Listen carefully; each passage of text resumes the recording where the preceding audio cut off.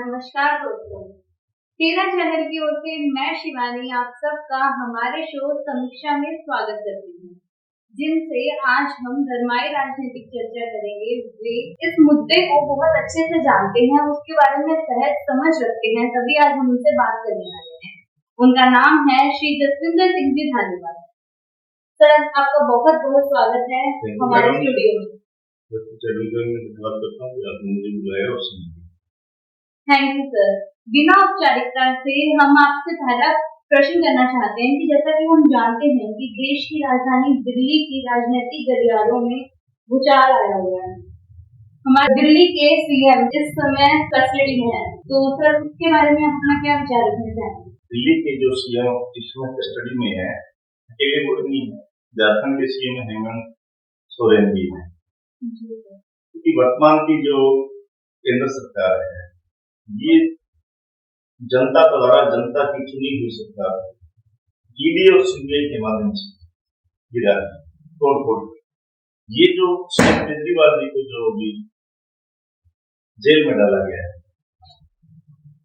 मैं कहता हूं कि इस देश के अनपढ़ आदमी को भी ये मालूम है कि उनके पास पैसे के लेन देन का एक भी रिपोर्ट नहीं, कहीं भी ये प्रूफ नहीं कर पाई ईडी कि उनके पास में पैसा झूठ होगी कि जो गवाह था उसने जरूर 55 करोड़ रुपए ऑन द रिकॉर्ड उसको विजिट दी है।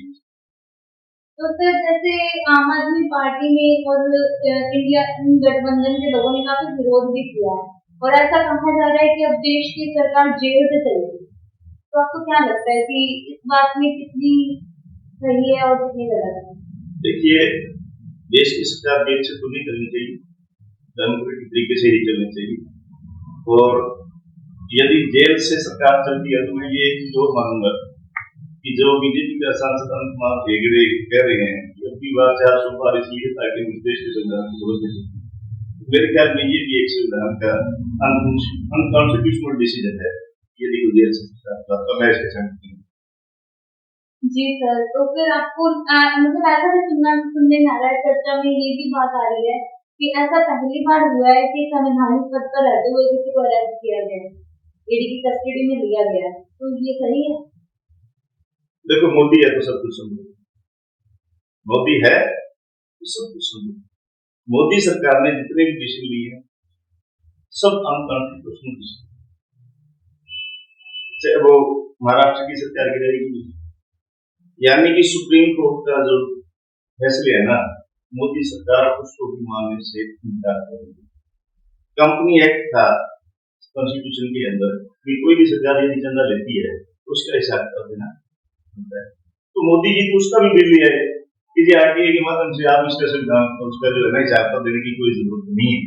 लेकिन भला इस देश की न्यायपालिका जिसकी देश को उम्मीद है कि उन्होंने इस कानून को जो है इस बिल को खारिज किया। तो सर, आप ये कहना चाहते हैं कि पहले ऐसा नहीं हुआ, ऐसा नहीं होता था या ऐसा इस बार हुआ है? देखिए मैडम जी, ऐसे बहुत से पहली बार वो काम हो रहे हैं जो आज तक नहीं देश के संविधान के विरुद्ध। मुझे एक चीज बताओ कि चंदा जो लिया वो सरेआम लिस्ट जारी होगी, इलेक्शन कमीशन में जारी होगी, और यहाँ तक जारी हो गया कि जब ईडी का छापा पड़ता है तो उसके 2-4 दिन बाद क्लियर है। साउथ का 6,000 करोड़ का प्रोजेक्ट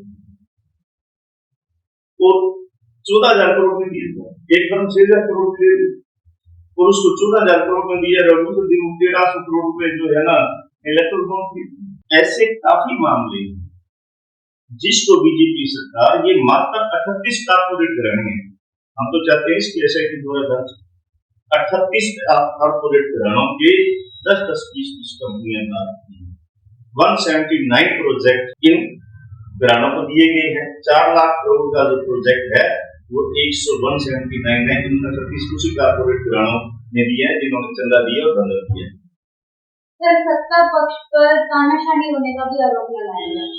तानाशाही की कोई हद नहीं, इससे बड़ी तानाशाही क्या होगी? आरोप तय नहीं है, बात कीजिए केजरीवाल जी के खिलाफ कौन सा आरोप है, कौन से सबूत मिले हैं? हेमंत सोरेन के खिलाफ कौन से सबूत? जो 2003 की फाइलें हैं वो फाइलिंग को दी जाएगी सिर्फ इसीलिए कि यदि जो सरकार, जहां इस देश का मैं जोर बता दूं कि वर्तमान की हुकूमत का एक देश में ऐलान है, इस देश की सरकार को गुमलों से कोई दिक्कत नहीं है, इस देश की सरकार को पढ़े लिखने, सोचने समझने लिखने वालों से बहुत बड़ी दिक्कत है।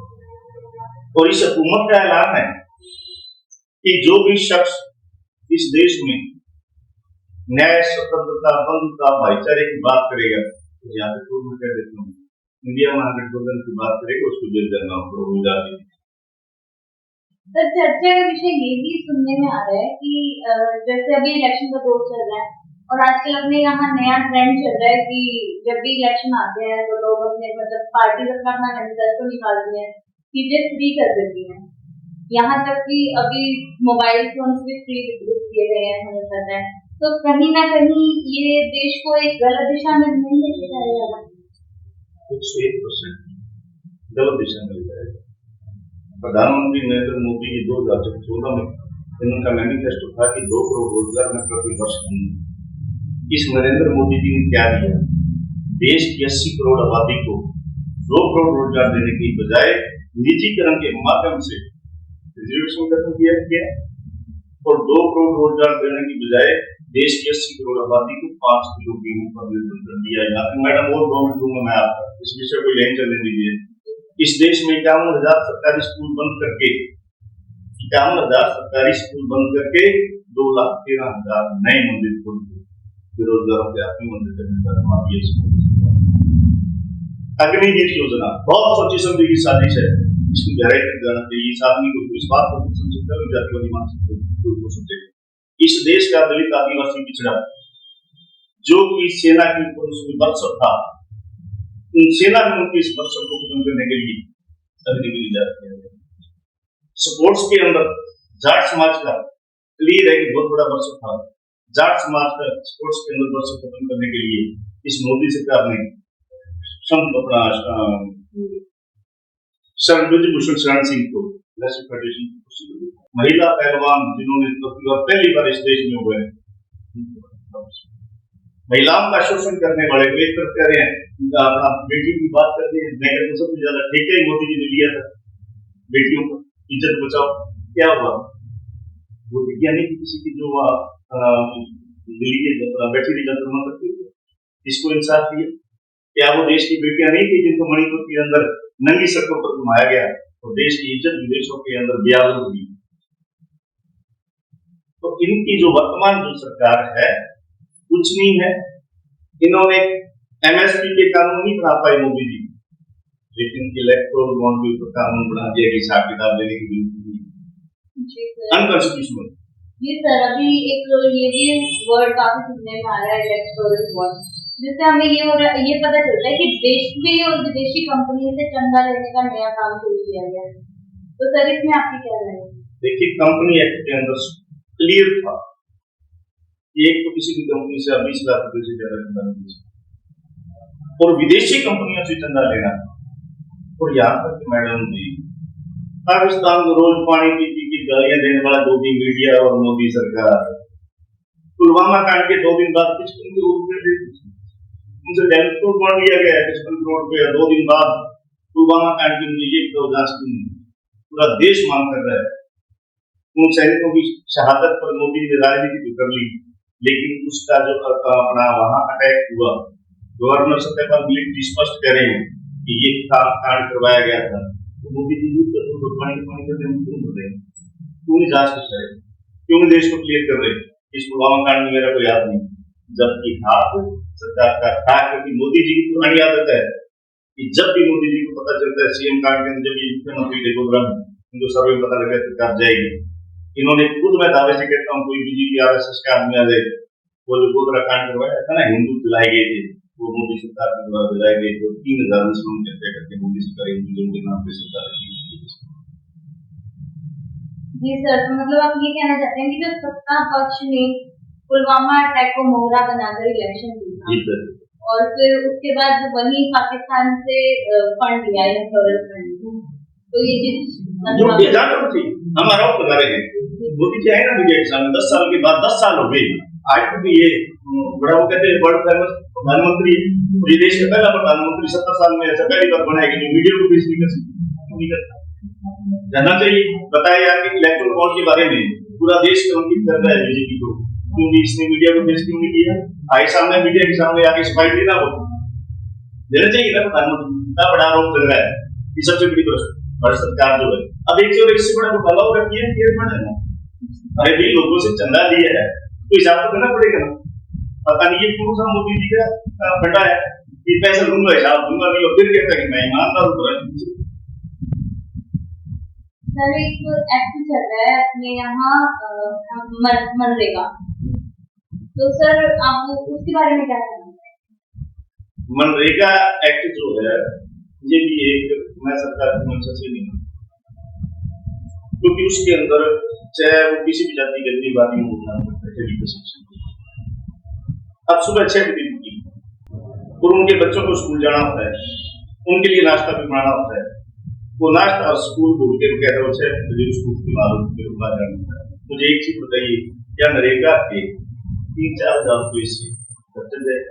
मैं कहता है क्यों सरकार जो है, जैसे मोदी जी ने 5 किलो क्यों 8,000 रोजगार देने की बजाय क्या अभी आप कहते हैं विकसित भारत है। अरे विकसित भारत के अंदर आप नरेगा छोड़ो मैडम जी, आप वर्ल्ड की एजेंसी की रिपोर्ट लीजिए, इस देश के अंदर पूरे वर्ल्ड के अंदर 84 लाख बच्चे, और 84 लाख में से अकेले इंडिया के अंदर 67 लाख 6 माह से 24 माह के ऐसे बच्चे हैं जिनको 1 किलो दूध नसीब नहीं, 1 किलो दूध ये बात, और 74% आबादी 105 करोड़ की पॉपुलेशन उनको कैलोरी युक्त भोजन नसीब नहीं होता। कौन से विकास की जोर तो सारा मंदिर बनाने के लगे हैं।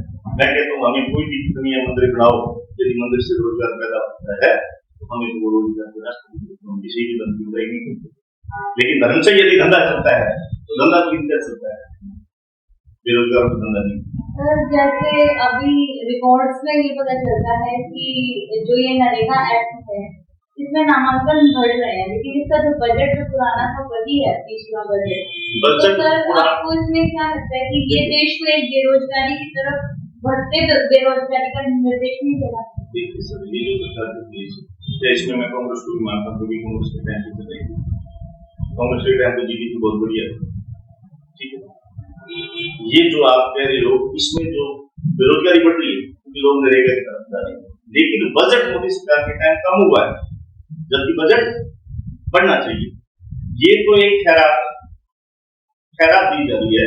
इस देश के वीकर सेक्शन के और गरीब आदमी के ये लालच दिया जा रहा है कि तुम्हें उतना कि हम देंगे कि ताकि इतना कमा के ये खाते रहो और पेट भोजन नहीं देंगे, विजेता जी लेंगे और उससे काम ले लेंगे, वो कोई बहुत बड़ी उपलब्धि नहीं है। ठीक है, तो सर एक जैसे ये भी है कि आपको ऐसा नहीं लगता कि नरेगा को एग्रीकल्चर कृषि के साथ जोड़ना चाहिए, जिससे कि किसानों को जो प्रॉब्लम रहती है लेबर वर्क की, जो लेबर एफिशिएंसी चल रही है तो वो कम हो जाएगी और किसानों का भी काम होगा और नरेगा भी चलती रहेगी। ये जो देश सरकार है ये चाहती नहीं उस देश का किसान बहुत बढ़िया बताइए साथ के किसान और मजदूर को भाईचारा। अब लेबर नरेगा में चली जाती है, किसान को मजदूर। यदि यही नरेगा किसानों के साथ सहयोग करे, किसानों के प्रोजेक्ट में मदद करे तो किसान मजबूत होता है।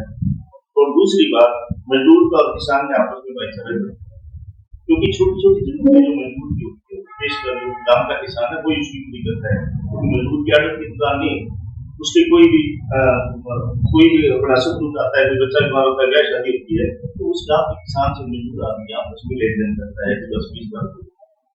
लेकिन इस देश की जो सरकारें हैं उनका एक फंडा क्लियर है, इस देश में जब भी जो भी किसान मजबूर हुआ है तो उसने राज की लड़ाई लड़ी है। तो इसलिए ये सरकारें नहीं चाहती कि किसान मजबूत हो, कि किसान यदि किसान मजबूत होगा तो वो राज की लड़ाई लड़ेगा। चौधरी देवीलाल का मजबूत किसान राज की लड़ाई लड़े, प्रकाश सिंह बादल का मजबूत किसान था वो राज की लड़ाई लड़ा, चौधरी चरण सिंह का मजबूत किसान था वो राज की लड़ाई। दूसरी किसान की अपने आए दिन एक समस्या रहती है, चाहे सरकार किसी की भी हो, चाहे बीजेपी की हो, चाहे कांग्रेस की, चाहे किसी हो। आपको पता है हमारे गंगानगर में पानी की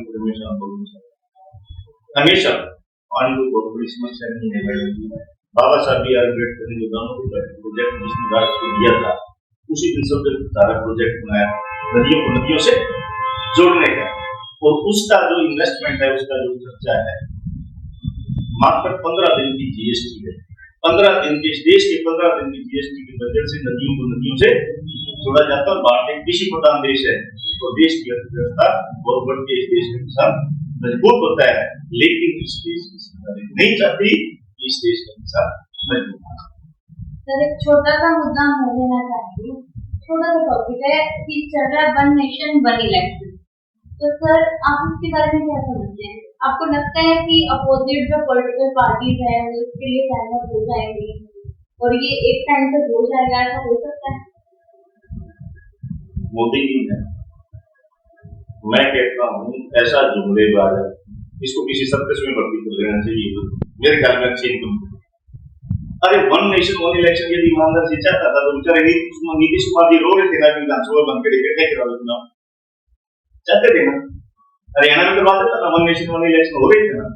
तो सरकार को एमपी सीट कोई भी एमएलए की खाली नहीं है, अनकॉन्स्टिट्यूशनल डिसीजन लिया कि एमपी को आप सीएम की शक्ति जा रही है, तो कम से कम इन 2 स्टेटों में तो वन नेशन वन इलेक्शन वाला ले लेता, क्योंकि मोदी जी को पूर्व को पता है कि इस देश के अंदर वन नेशन, जो आदमी देश की चुनी सरकारों को पूरी गिरा देता है, वहां वन नेशन वन इलेक्शन कैसे कामयाब हो सकता है? जो खुद भी चुनी सरकारें, यहाँ मान लो सरकार गिर जाती है हमारे, क्योंकि यहाँ तो सरकार को धंधा बना रखा है, और मुझे नहीं लगता मोदी जी अगर अगली बार होगा सकते हैं, वायदा ये वायदा वोट नहीं, वायदा यदि मोदी जी आ गए तो मेरे ख्याल में वन नेशन वन इलेक्शन के इलेक्शन की ड्यूटी मिलेगी। ठीक है सर, तो मतलब आप ऐसा कहना चाहते हो कि ऐसा पॉसिबल नहीं पॉसिबल। ठीक है सर, तो माफ कीजिएगा, स्टूडियो में लगी घड़ी अब हमें निर्देश दे रही है कि हमें समाप्त करना पड़ेगा जी, और आपका कीमती समय देने के लिए बहुत बहुत थैंक यू मैडम, आपका भी बहुत बहुत धन्यवाद। बहुत बढ़िया डिबेट किया आपने, और ऐसे सवाल देकर मैं मोदी मीडिया नहीं करता क्योंकि आप प्राइवेट क्वेश्चन बनते हैं, आपने बहुत बढ़िया क्वेश्चन किए हैं और ये राशि में है। जो भी इस चैनल को देखेगा उनकी समझ भी है कि बात है, डिबेट हुई है, बहुत चर्चा हुई है। धन्यवाद। तेरा चैनल में फिर से आपसे मुलाकात होगी देखो विश्वास के साथ। Thank you.